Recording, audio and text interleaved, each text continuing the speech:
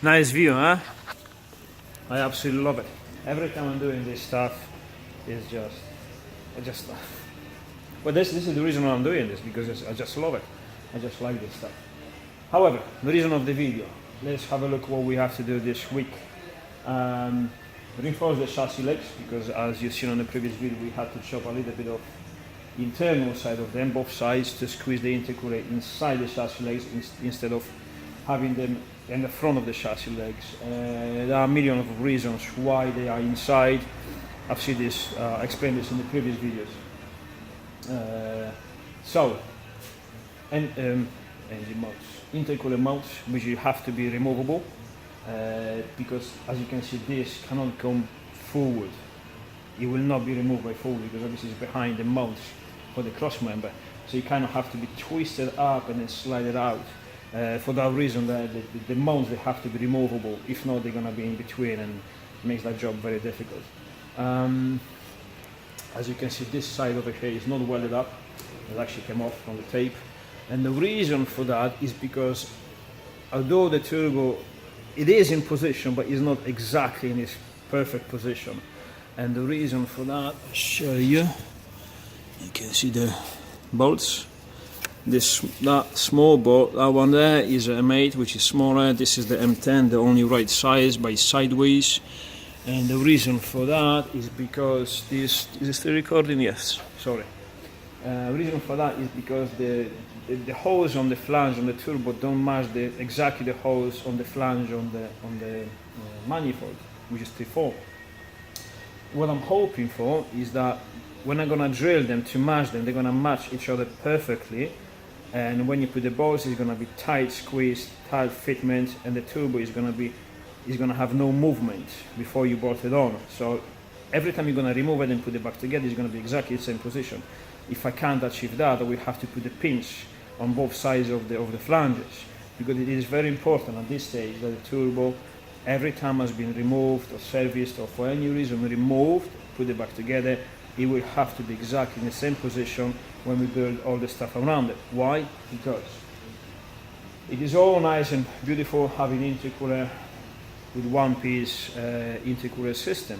So there are no boost pipes to split, the only joint, silicone joints, is gonna be from the turbo to the intercooler system itself, and from the intercooler to the throttle body itself. Nothing else. But that means there are no tolerances, there's no place, there's no movement. So we're gonna have solid engine mounts, engine is gonna be in that position, everything in that position, and the turbo itself exactly in that position in order to match this. Otherwise, if I move the turbo, this won't be in this position, will be moved a little. Now, on this side, we can go away with this, because obviously you've got the silicone joiner, which allows you a little bit of movement. So, no big trouble, it's fine. But the problems start to happening when, I'll show you from the bottom, you see on the bottom back of the turbo, behind the turret, we're gonna have the exhaust going all around there. I'm not gonna lower the car now, because obviously there is a stand for the intercooler, so no point to lower that down to show you. However, the exit of the exhaust system is gonna be here, out the wing behind the front wheel. And not a problem, but imagine if you move the turbo, which is about half a meter away from here. So you move the turbo about, I don't know, millimeter, 2 millimeters. Essentially, this is going to be multiplied. The movement over here is going to be much more. I don't know, let's call it 10, 15, 20 millimeters maybe. We can't have that, because obviously it's going to be tight, tight fitment. Even if you have a flexi, a bit of flexi, you don't want everything false. You want everything having no mechanical stress when you bolt it together. So that's why the turbo have to be exactly put on exactly the same position. Plus the exhaust system is going to be complicated, because although we're going to have the exit here, but this is not going to be completely road legal, I would say, because it's going to be loud as fuck.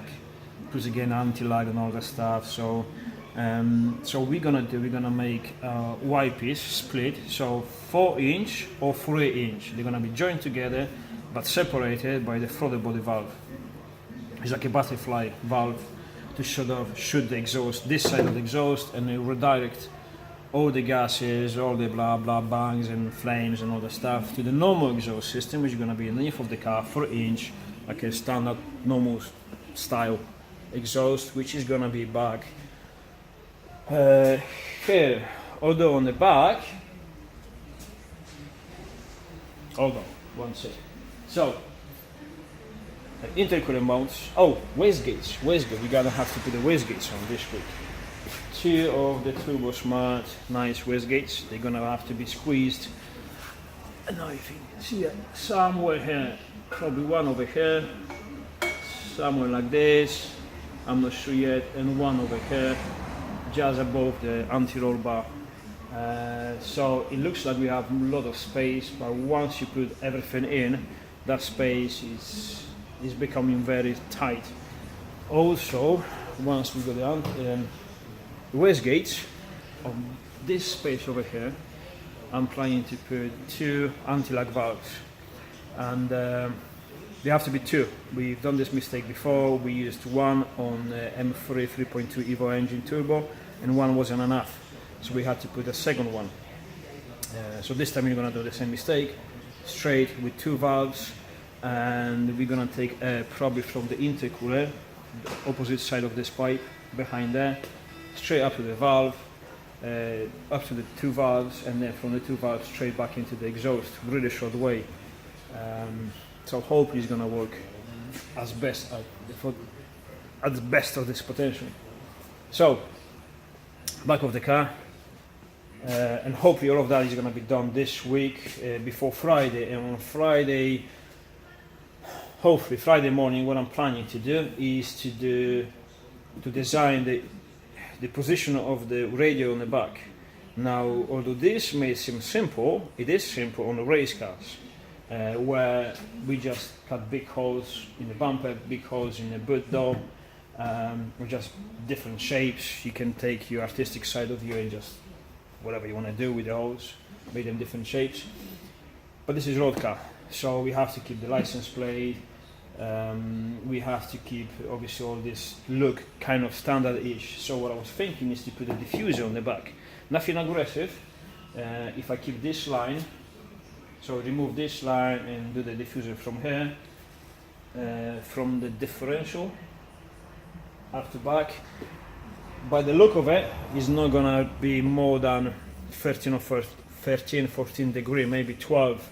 So not really aggressive, which we don't really need it anyways. And that diffuser is not going to work as a normal diffuser, because what the diffuser does is creating lower pressure behind the car. The more you increase the speed, the more this lower pressure is generated, the more, let's call it suction. Okay, so it keeps you real stuck to the ground. But because we're going to have a big radiator on the back and the air goes through, you're going to generate any suction, let's call it this way. But we're going to generate a lot of airflow through the radiator. So that works. We've tested before. It works good. Maybe we can squeeze even the tailpipe from the exhaust inside the diffuser. So it's going to help the gases to extract quicker than this is. This will be without the diffuser. And the reason for that is because the Z3 doesn't have a big boot. You can see it from here. It's fairly small. Now, being small, we don't have much space, and we have to squeeze a big fuel cell on the back. We have to put a sweep pod for the fuel system, which is going to be two Bosch 044 fuel pumps with a sweep pod, big fuel filters, lines, fittings, all the stuff, and the battery obviously. So I don't think there's going to be enough space for the radiator in the boot actually, so we're going to try to put it in the floor. We're not going to do it on Friday, which is a big job obviously. What I'm planning for Friday is to remove the floor and at least bring all the stuff together, put it in the boot, calculate how much space we have, how big the diffuser is going to be, just trying to design this. So let's have a look if the theory can be put in practice, if it's doable, because this is the way I want to go. Let me see if it's still recording. Yeah, it's still recording, sorry. This is the second time recording this video because my battery died for some reason. However, and then on Friday afternoon and Saturday I want to crack on this, which is the Land Rover Discovery. We've done the engine swap from the E46 330 diesel M57 engine remapped to 230 to 40 brakes, and then we made that engine with the Nissan Patrol gearbox, which is much stronger than any Land Rover gearboxes. But the problem is he used to chew the rear differentials in the back axle, which is, as I said before in the previous videos, is not up to the job. So now we're swapping the Nissan Patrol axles underneath of this car. But we want to do it properly. You can do it easily because they match the hose, the mounts and all the stuff. But I want to move the axle forward a little bit. And the reason for that is because I want to squeeze 35-inch tires and not lifting this car by a mile. By lifting by about 2 inches, no more. And in order to that, you have to move the axle forward a little bit to make some space where the not the firewall, but the inner edge or the foot wall is. And plus we have to correct the geometry. The caster angle is wrong when you put them on with the lift on the Patrol axles with the Patrol standard radius arms, which is probably gonna be good enough. Feeling like, yeah, he's gonna drive alright, but driving alright is not enough for us. So I have to admit, you have to be nice. I want to increase some caster, and hopefully I can do it on Friday and Saturday. Hoping so. So as I promised, I'm filming everything. I got the camera set up. I'm bringing with me for almost all the stuff I do. The only thing is I have to pull my finger out, find some time and actually edit it. Try to edit all the videos I have, put it back together in some playlist or whatever. Half the video is probably gonna be chopped off and scrapped because obviously, as you noticed, I talk too much for some reason, and half that stuff is probably boring.